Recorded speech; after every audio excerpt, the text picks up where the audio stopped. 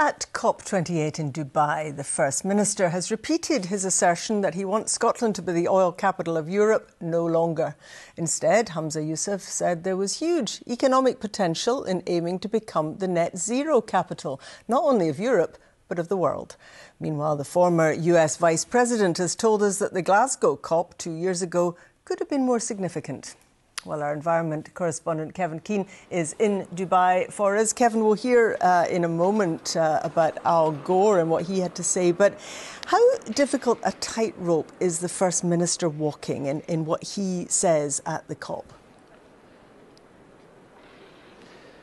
Yes, it is a difficult tightrope for him because, of course, Scotland has a very active oil and gas industry still, one on which tens of thousands of jobs rely. And that industry has really been calling for the last few years for backing from both governments. It's backing that it's received wholeheartedly from the UK government, but not so much from the Scottish government, whose continued support is really conditional on transitioning into renewables and greener energy. But ministers say that doesn't mean they want an imminent end to oil. A reminder of why these talks are so important. The world's indigenous communities are among those who are suffering most from the effects of the changing climate. Again, thank you very much. And that's recognised by climate leaders like the former US Vice President Al Gore, today meeting the First Minister 2 years on from this event being held in Scotland. Well, I think COP26 in Glasgow was a very significant COP.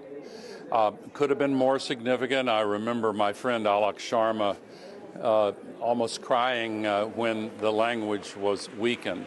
But that was the first time when any of the fossil fuels, in this case coal, was singled out. So I think that was a definite achievement. The First Minister's on his second day here holding meetings on the fringes of the main talks, but still not able to stop his government consistently missing its climate change targets.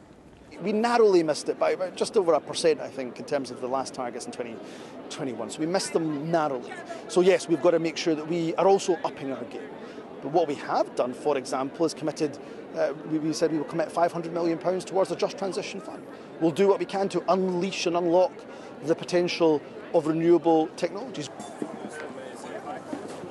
Among the delegates, many not just from oil-producing nations like the host country, but from actual fossil fuel firms.